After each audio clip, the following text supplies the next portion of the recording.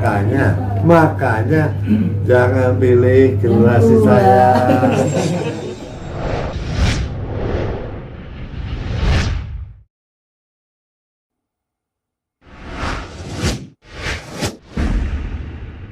Kita GSI Gabungan Seniman Indonesia diundang oleh Jargon.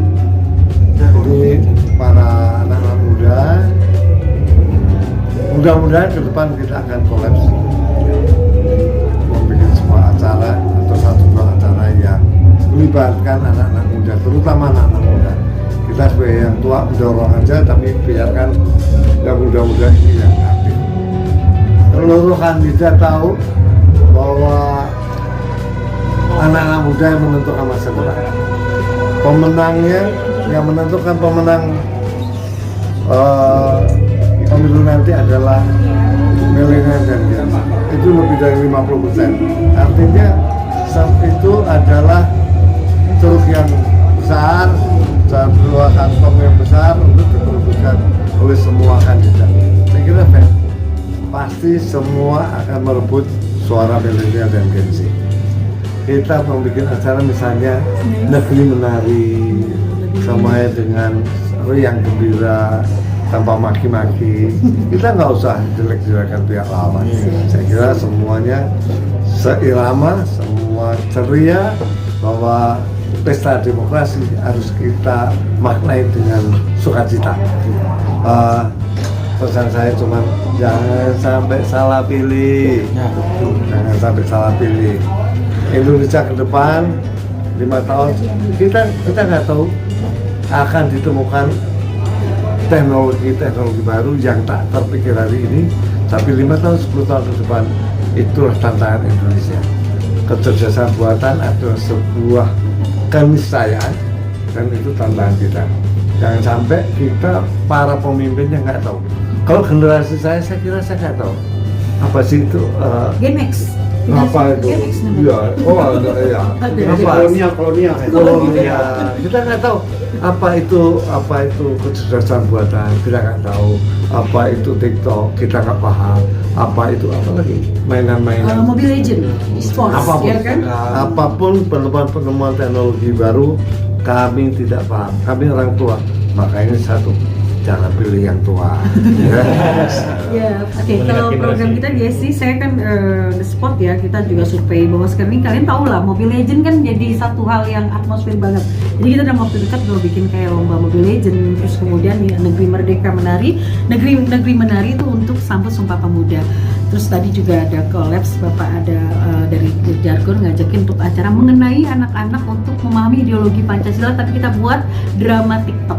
Itu keren banget, pasti bakal nyambung kan ke anak-anak muda lewat drama, lewat cerita-cerita mereka, tapi masuk disisipin tentang ideologi Pancasila itu seperti itu. Selain Mas Roy, aktor legend juga ada musisi kita, Mas Katem Bagaskara legend kan, ada Mas Jopray, ada juga kita juga di support juga sama Bapak Siswandi, mungkin kalian kenal ya, beliau yang seorang jenderal dan sangat dekat sekali dengan teman-teman seniman, jadi seperti itu.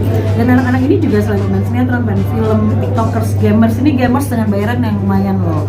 BBW ini kenal di gamers, terus dia juga gamers, jadi memang kita menyatukan semua Gen Z milenial yang memang sekarang ini lagi ngehits banget kegiatannya, bukan hanya Gen Z milenial yang umurnya, tapi kita memang kualitas karyanya, kita bermain di karya, lebih bermain di karya. Dan setiap event GSI, emang bener-bener yang muncul Gen Z milenial ya memang anak-anak milenial dan Gen Z. Bukan kolonial. Kolonial ya, oh tapi tanpa saya Gen Z 5 periode. Tapi anak-anak Gen Z milenial masih kenal sosok Om Roy, iya dong. Nah, berarti masih Gen Z milenial atau Gen Z? Gen Z. Begini, kesulitan pasti karena cara berpikir kami, generasi kami kan beda banget. Ini adalah planet yang berbeda. Dan apalagi 5 tahun, 10 tahun ke depan, ya pasti kita kesulitan apa sih? Kenapa cara berpikir anak muda kayak gitu? Kenapa nggak sama kita? Ya pasti nggak sama. Karena memang beda, planetnya berbeda. Ya, makanya jangan pilih generasi saya. Nggak paham anak muda, kami nggak paham.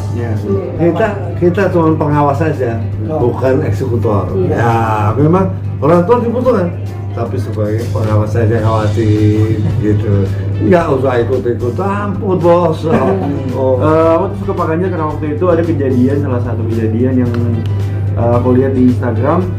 Pak Ganjar ke Manado, terus dia mengakui bahwa toleransi di Manado itu sangat kuat banget. Makanya tuh dari situ tuh aku kayak, Dicintai. wih keren banget nih Pak Ganjar gitu kan, the best pokoknya, panutan gue sendiri, panutan saya sendiri.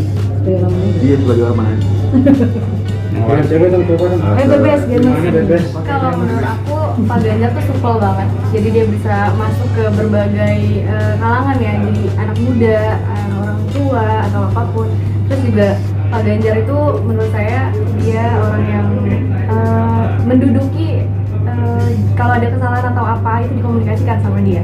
Jadi ketika ada sesuatu yang tidak disukai, jadi dia akan panggil dan dia akan komunikasikan dengan baik gitu loh. Apa kamu gak sukanya di mana atau apa gitu, dia akan mengkomunikasikan, tidak dengan cara yang marah atau apapun gitu. Tapi bukan kok marah ya? Intinya komunikasinya baik sih, aku suka banget sih Yang orang yang marah kan? Nggak marah. enggak dong. Jadi kalau idaman berarti ya? Ya kan kalau ada masalah itu kan lebih baik dikomunikasikan dengan baik ya gitu, dengan pelan-pelan gitu, cari solusinya kayak gitu sih. Kalau saya sudah ngomong sama anak, kamu jangan pernah kepancing dengan hacker, jangan pernah kepancing dengan maaf oposisi ya, yang mungkin saja bisa aja dengan ngeledek postingan kalian. Kalian stay, kalian boleh mendukung tanpa harus menjatuhkan, karena itu tidak baik kalau kita ke bawah-bawah seperti itu. Kita nggak perlu caci dan maki, tapi kita perlu dengan tujuan kita apa, untuk kalian. Udah, satu, fokus.